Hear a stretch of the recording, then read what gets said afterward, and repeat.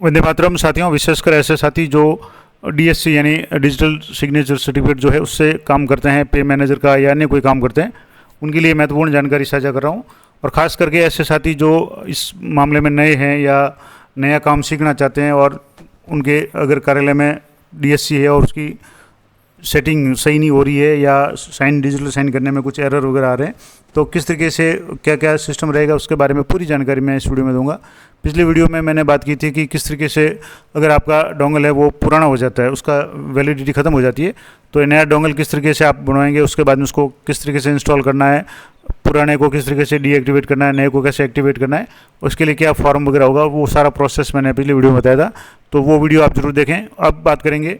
कि जो FAQ यानी फ्रिक्वेंटली आस्क्ड क्वेश्चंस यानी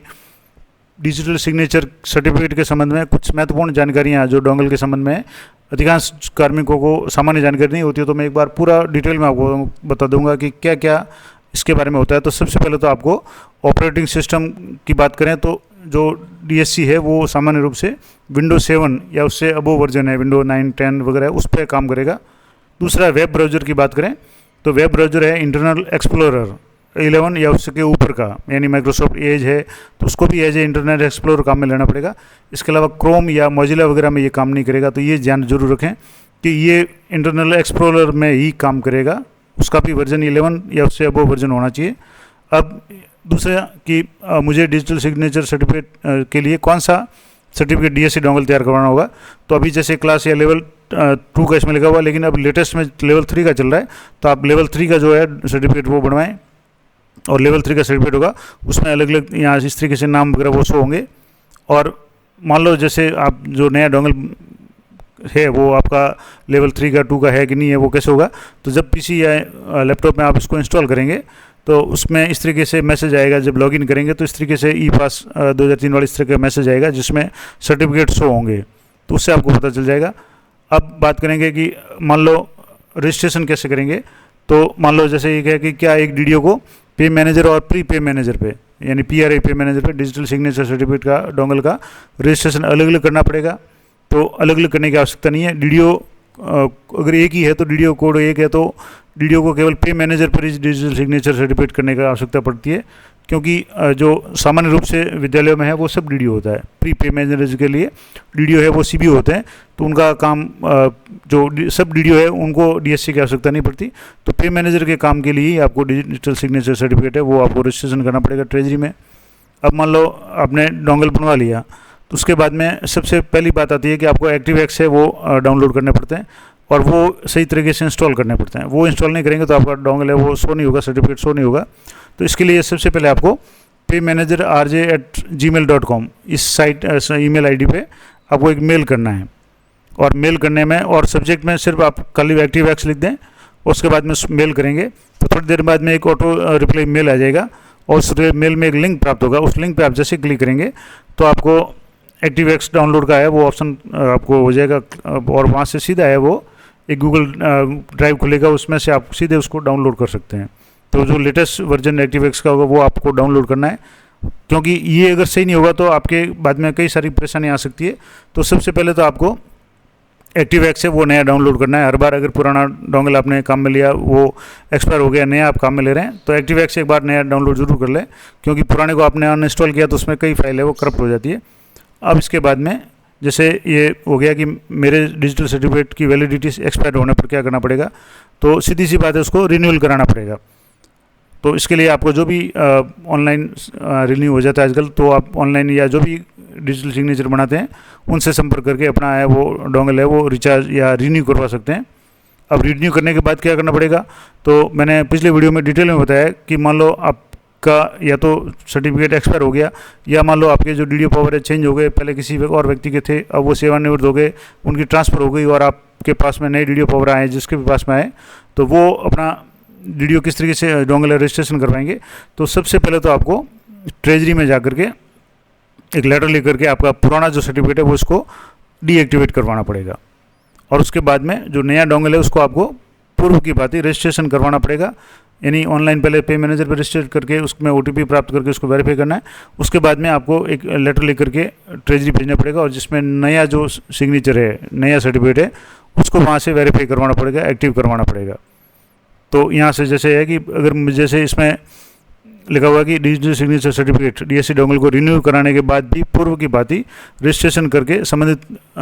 कोषागार को डीडीओ कोड का उल्लेख करके एक पत्र को वैलिडेट कराना है, तो वैलिडेट कराना पड़ेगा, तभी आपका ये होगा। और इसके लिए एक फॉर्म होता है, मैं आपको बता दूं, यहाँ से आपके 2 तरह के फॉर्म होंगे। पहला तो है कि आपके अगर पुराना सिग्नेचर है तो उसको आपको डीएक्टिवेट कराना पड़ेगा, निष्क्रिय कराना पड़ेगा, जिसमें आपकी डीडीओ कोड वगैरह इस तरह का फॉर्मेट है। ये फॉर्मेट मैंने टेलीग्राम चैनल पर दिया हुआ है, तो आप वहाँ से डाउनलोड कर सकते हैं। तो ये इस तरीके से आपकी डीडीओ कोड वगैरह ये सारा आ जाएगा, और यहाँ से आपको साइन करके जो नई डीडीओ वो भेजना है, और आपको पुराना जो भी सिग्नेचर है उसको आपको डीएक्टिवेट कराना है, निष्क्रिय कराना है। उसके बाद में वापस पे मैनेजर पे आपको उसका रजिस्ट्रेशन करके वापस ट्रेजरी से संपर्क करके जो नया डिजिटल सर्टिफिकेट है उसको आपको सक्रिय या एक्टिवेट करवाना है, वेरीफाई करवाना है। तो उसमें भी आपकी डीडीओ कोड वगैरह, ये ऑफिस आईडी वगैरह, ये सारा डीडीओ के नाम वगैरह ये लिख करके नीचे साइन करके आपको ट्रेजरी देना है, तो वहाँ से वो इसको एक्टिवेट कर देंगे। एक्टिवेट करने के बाद में ही ये डीडीओ रजिस्ट्रेशन वो काम करेगा, उसके पहले ये सर्टिफिकेट आपके काम नहीं करेगा। अब एक और इम्पोर्टेंट बात आती है कि मान लो कोई कार्मिक ऐसा है जिसके पास में किसी और अतिरिक्त कार्यालय का भी चार्ज आ गया, यानी एक्स्ट्रा डीडीओ पावर आ गए। तो अब जैसे एक्स्ट्रा किसी अन्य कार्यालय का, जैसे मान लो कोई प्रिंसिपल है और उनके एक विद्यालय में प्रिंसिपल है लेकिन पड़ोस के विद्यालय में पोस्ट खाली है और उनके पास में डीडीओ पावर आ गए, तो इसके लिए अलग से सर्टिफिकेट बनाना पड़ेगा। तो इसके लिए अलग से सर्टिफिकेट बनाने की आवश्यकता नहीं है, क्योंकि जो डिजिटल सिग्नेचर है वो व्यक्तिगत होता है, व्यक्ति का खुद का है, तो व्यक्ति वही है, तो दूसरा डोंगल बनाने की आवश्यकता नहीं है। लेकिन रजिस्ट्रेशन आपको जो डीडीओ कोड है उसके अनुसार उस डीडीओ कोड से भी मैपिंग करवानी पड़ेगी। तो इसके लिए आपको क्या करना पड़ेगा कि अगर मान लो आपको नया डोंगल तो बनाने की आवश्यकता नहीं है, क्योंकि आपका ऑलरेडी डोंगल है और आपके पास में एक्स्ट्रा चार्ज यानी डीडीओ पावर आए हैं किसी और कार्यालय के, तो आपको अन्य कार्यालय के जो डीडीओ कोड का उल्लेख करके, यानी जो एक लेटर होगा जिसमें आपको यहाँ से एक्टिवेट कराना पड़ेगा, तो यहाँ आपको डीडीओ कोड जो आपके विद्यालय के है उसके अलावा जो जहाँ के डीडीओ पावर हुए हैं वहाँ के डीडीओ कोड, ऑफिस आईडी ये लिख करके आपको लेटर एक है वो ट्रेजरी में भेजना पड़ेगा, कोषागार में, और अपना जो भी सर्टिफिकेट उसके साथ में अन्य कार्यालय के डीडीओ कोड को भी मैपिंग करवानी पड़ेगी। क्योंकि आपकी खुद की मैपिंग तो अपने खुद के डीडीओ कोड से हुई है, लेकिन जो जिस कार्यालय का आपके पास में डीडीओ पावर आया हुआ है, 03 पावर आया, तो वो भी मैपिंग आपको करवानी पड़ेगी, तभी उनके वो डिजिटल सर्टिफिकेट काम करेगा या उनके बिल वगैरह उस पर साइन होंगे। और इसके लिए दूसरा डिजिटल सिग्नेचर इन डोंगल बनाने की आवश्यकता नहीं है, लेकिन रजिस्ट्रेशन अलग अलग करवाना पड़ेगा। फिर है यानी नियमानुसार एक डीडीओ का केवल एक ही डीएससी डोंगल बनता है और अन्य कार्यालय के डीडीओ कोड आपके कोषागार से अन्य कोषागार के अधीन होगा। अब मान लो यहाँ जैसे एक तो सामान्य बात होगी कि आपकी ट्रेजरी सेम है, तब तो कोई समस्या नहीं, लेकिन कैसे ऐसा हो कि ट्रेजरी अलग अलग हो, तब आपको जैसे मान लो आपको डीटी यानी director of treasury and accounts को निम्न मेल पे एक मेल करना पड़ेगा। ये ईमेल आईडी दी हुई है, जैसे kuber.ifms@rajasthan.gov या iafms@rajasthan.gov, तो उस समय आपको वहाँ मेल करना पड़ेगा। तो ये हो गया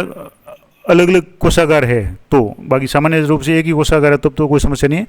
अब है कि यदि मेरे कार्यालय में मेरी जगह किसी अन्य अधिकारी के पास में डीडीओ का चार्ज आ जाता है, और होता है कई बार जैसे ट्रांसफ़र हो जाती है या कार्मिक सेवानिवृत्त हो जाता है, तो उसके बाद में नए डीडीओ को चार्ज आना है, तो क्या मुझे अपना डिजिटल सिग्नेचर सर्टिफिकेट उस डीडीओ को देना पड़ेगा? तो उस डीडीओ को देने की कोई मतलब नहीं है, क्योंकि जो सर्टिफिकेट था वो आपका पर्सनल था। आपका जो भी जब आप डोंगल बनाते हैं तो उसमें आपके आधार नंबर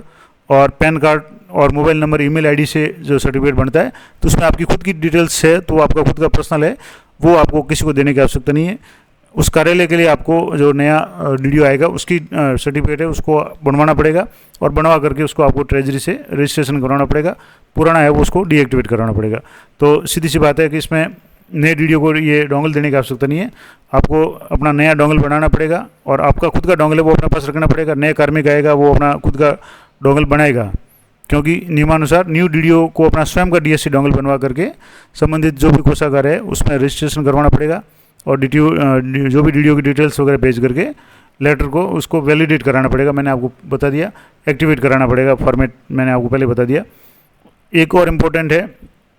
कि मुझे मेरा digital certificate DSC dongle deactivate करवाने के लिए क्या करना पड़ेगा। तो डीएक्टिवेट कराने के लिए भी आपको एक लेटर है वो ट्रेजरी को भेजना पड़ेगा। जैसे मान लो यहाँ ये डीएक्टिवेट का फॉर्म है, तो मान लो ये डीएक्टिवेट करवाना है, पुराना किसी का है वो अब काम नहीं आ रहा, तो वहाँ से उसको डीएक्टिवेट कराने के लिए ये डीडीओ कोड वगैरह ये जानकारी आप भर करके यहाँ डीडीओ के साइन करके यहाँ भेज दें, तो पुराना जो भी होगा वो डीएक्टिवेट हो जाएगा। उसके बाद में अब मान लो जैसे एक व्यक्ति है जिसके पास खुद का डोंगल बना हुआ है, उसकी वैलिडिटी भी है और उसका स्थानांतरण करने किसी अन्य कार्यालय में हो जाता है, तो क्या मेरा DSC यानी जो सर्टिफिकेट है वो उस कार्यालय में बिना रजिस्ट्रेशन के काम में ले सकता हूँ? तो डोंगल तो वो काम आ जाएगा, लेकिन उसका रजिस्ट्रेशन आपको ट्रेजरी में करना पड़ेगा, क्योंकि आपने जब भी आप जैसे मान लो एक कार्मिक थे जो प्रिंसिपल ग्रुप में DDO पावर जिसके थे एक विद्यालय में थे, अब उनका ट्रांसफ़र किसी दूसरे विद्यालय में या दूसरे ज़िले में हो जाता है जहाँ ट्रेजरी पूरी अलग होती है और DDO कोड वगैरह अलग होंगे, तो पहले तो उनका पुराने कार्यालय से जो भी होगा वो डीएक्टिवेट करवाना पड़ेगा। उसके बाद में डोंगल आपका सेम रहेगा, आपको नए लेटर पे लिख करके आपके जो भी नया DDO कोड है उसकी सूचना दे करके आपका जो संबंधित ट्रेजरी है उसमें जा करके आपको अपना जो नया डोंगल है उसको आपको एक्टिवेट कराना पड़ेगा, और पुराना है वो डीएक्टिवेट होगा तभी नया एक्टिवेट होगा। तो आपको जो पुराना कार्यालय होगा वहाँ से तो उसको डीएक्टिवेट कराना पड़ेगा, और जहाँ आपकी पोस्टिंग हुई है वहाँ जा करके आपको पूर्व जो भी रजिस्ट्रेशन है वो करवाना पड़ेगा, उसको वैलिडेट कराना पड़ेगा, तभी आप उस डोंगल को नए कार्यालय में उपयोग कर पाएंगे। यानी अगर वैलिडिटी है तो डोंगल नया बनाने की आवश्यकता नहीं है, उसका रजिस्ट्रेशन है वो पहले तो आपको पुराने कार्यालय से डीएक्टिवेट करा करके जब भी आप जहाँ नए पोस्टिंग आपकी हुई है उस DDO के कोड से उसको मैपिंग करानी पड़ेगी, ट्रेजरी से उसको एक्टिवेट कराना पड़ेगा। अगला है कि क्या बिल से संबंधित डॉक्यूमेंट अपलोड करने के लिए डॉक्यूमेंट्स के साइज़ की कोई सीमा, अधिकतम सीमा है? तो सामान्य रूप से जो भी डॉक्यूमेंट्स सैलरी इनर आउटर के साथ में जो अदर डॉक्यूमेंट्स वगैरह है वो 10 MB से अधिक के नहीं होने चाहिए, क्योंकि 10 MB से अधिक की फाइल अपलोड नहीं होती है। और मान लो ऐसा अगर फाइल कोई बड़ी बन जाती है, कई बार कोई मान लो जैसे खास करके TA बिल वगैरह होते हैं, काफ़ी सारे होते हैं, उसमें बहुत सारे जो डॉक्यूमेंट्स साथ में लगते हैं, तो फाइल बड़ी बन जाती है, तो उसको आप फाइल को कंप्रेस कर लें ऑनलाइन, उसके साइज है रीसाइज कर लें, उसके बाद उसको अपलोड करें। तो 10 MB से कम की फाइल है वो आप है वो उसको कंप्रेस कर सकते हैं। यहाँ जैसे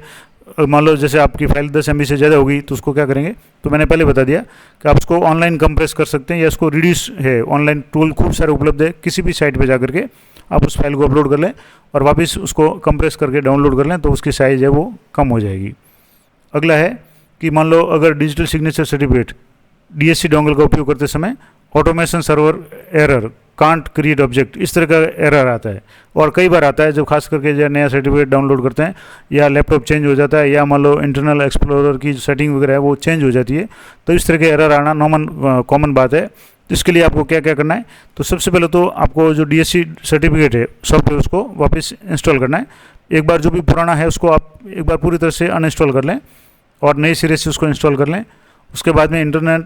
एक्सप्लोरर है उसकी जो ब्राउजिंग सेटिंग है उसमें जाकर के सिक्योरिटी सेटिंग में चेक करें और सेटिंग को सही करें। उसके बाद में एक्टिव है वो भी कई बार उसकी फाइल कुछ मिस हो जाती है तो काम नहीं करता है, तो आप कोशिश करें कि जब भी नया बार फर्स्ट टाइम काम में लें या जब भी नया रजिस्ट्रेशन हो, आप यहाँ ये पे मैनेजर का जो भी ईमेल आईडी थी, यहाँ जैसे ये मैंने आपको पहले बताया था paymanager@rj.gmail.com, इस पर एक मेल भेज करके आप उसको नया जो सर्टिफिकेट है वो आप डाउनलोड कर लें, एक्टिव नया डाउनलोड कर लें, उसको इंस्टॉल कर लें, पुराना वाला है तो उसको पहले अनइंस्टॉल कर लें। उसके बाद में आप नेट फ्रेमवर्क 3.0 ये भी आप ऑनलाइन सर्च करके उसको डाउनलोड कर लें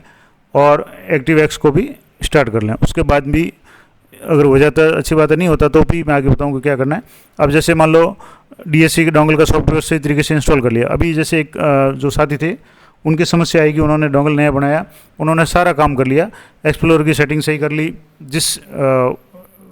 लैपटॉप में दूसरा जो डोंगल काम कर रहा है लेकिन उनका डोंगल काम नहीं कर रहा है, तो इसका मतलब एक्सप्लोरर की सेटिंग उसमें सही है। आप ये भी एक बार हो सकता है कि कई बार एक्सप्लोरर की सेटिंग अगर सही नहीं है तो आप दूसरे PC में या लैपटॉप में जा करके चेक कर सकते हैं। अब मान लो सारी सेटिंग सही कर ली, एक्टिव को भी आपने नया डाउनलोड कर लिया, उसको इंस्टॉल कर लिया, नेट फ्रेमवर्क 3.0 भी डाउनलोड करके इंस्टॉल कर लिया, एक्टिव को स्टार्ट भी कर लिया, डेट फॉर्मेट वगैरह सारे सही कर लिए, फिर भी डिजिटल साइन नहीं हो रहे हैं और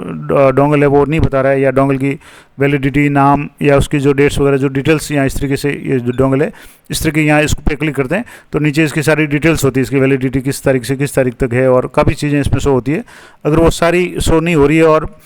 बार बार एरर आ रहा है और आप परेशान हो गए, तो इस स्थिति में जैसा कि मेरे एक साथी के साथ में हुआ था अभी, काफ़ी लैपटॉप भी चेंज कर दिए, PC में भी देख लिया, दूसरे डिजिटल जहाँ सिग्नेचर काम कर रहे हैं उनका जो डोंगल है वो काम नहीं कर रहा था जबकि उन्होंने नया बनवाया था। तो इसका अंतिम इलाज ये है कि ये सारा आपने सही कर लिया, आपने जो सिस्टम जिसमें दूसरा डोंगल सही काम कर रहा है उसमें जा कर के देख लिया तो वहाँ आपके एक्टिव वगैरह सारे सही है, एक्सप्लोर की सेटिंग भी सही है, तो उस स्थिति में एक बार आप अपना जो भी डोंगल है उसको एक बार ट्रेजरी से डीएक्टिवेट कराएं। कई बार कुछ टेक्निकल इशू के कारण ये समस्या हो जाती है। तो एक बार पुनः आप, जैसे आपने पहले पुराने वालों को डीएक्टिवेट करा के उसको नया को एक्टिवेट कराया था, लेकिन आपने सारी कोशिश कर ली, पीसी चेंज करके देख लिया, लैपटॉप चेंज करके देख लिया, एक्टिवेक्स डाउनलोड करके देख लिया, सारी सेटिंग चेंज करके देख ली, और उस पीसी में दूसरा डोंगल काम कर रहा है लेकिन आपका डोंगल काम नहीं कर रहा है, तो ऐसी स्थिति में अंतिम विकल्प ये है कि आप ट्रेजरी से वापस उसको एक बार डीएक्टिवेट करा दें। डीएक्टिवेट कराने के बाद में पुनः पे मैनेजर पे जाकर के उसको रजिस्ट्रेशन करवाएं और वापस ट्रेजरी से उसको एक्टिवेट कराएं, उसको वैलिडेट कराएं,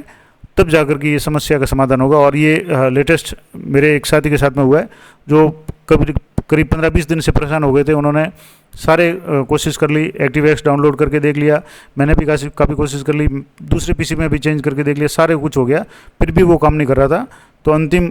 इलाज के रूप में उन्होंने वापस ट्रेजरी में जाकर उसको डीएक्टिवेट कराया, और डीएक्टिवेट कराने के बाद में वापस पे मैनेजर से मैसेज उसको एक्टिवेट करके ट्रेजरी में जाकर के उसको वापस वेरीफाई करके उसको रजिस्ट्रेशन करवाया, तब जाकर के वो डोंगल काम करना शुरू किया। तो ये भी समस्या हो सकती है। तो ये जैसे जैसे आप काम करेंगे कई चीज़ों का आपको अनुभव हो जाता है। तो ये कुछ महत्वपूर्ण जानकारी थी, जो बेसिक जानकारी थी डीएससी के संबंध में। आशा करता हूँ आप लिए उपयोगी रहेगी। और ये जो एक्टिव डीएक्टिवेट का जो फॉर्म है मैंने टेलीग्राम चैनल पे दिया हुआ, तो वहाँ से आप कभी भी डाउनलोड कर सकते हैं आपको अगर आवश्यकता हो तो। और जब भी आप नया डोंगल काम में लेंगे या मान लो पुराना डोंगल किसी डीडीओ की ट्रांसफ़र हो जाए, तो आपको ये दोनों फॉर्मेट की आवश्यकता पड़ेगी, क्योंकि पुराना डीएक्टिवेट कराना पड़ेगा, नया आपको एक्टिवेट कराना पड़ेगा। तो ये आपके पास होना जरूरी है, और ये टेलीग्राम चैनल पे आपको मिल जाएगा। आप डीएससी एक्टिवेशन डीएक्टिवेशन फॉर्म नाम से सर्च करेंगे तो मेरे टेलीग्राम चैनल पे मैंने इसको 2-3 बार अपलोड किया हुआ है, तो आपको आसानी से मिल जाएगा। तो ये कुछ महत्वपूर्ण जानकारी थी डीएससी के संबंध में। आशा करता हूँ आपके सारे डाउट्स क्लियर हो गए होंगे। तो इसी तरह के अपडेटेड जानकारी के लिए चैनल पर बने रहें। मिलते हैं नेक्स्ट वीडियो में, तब तक जय हिंद, जय भारत।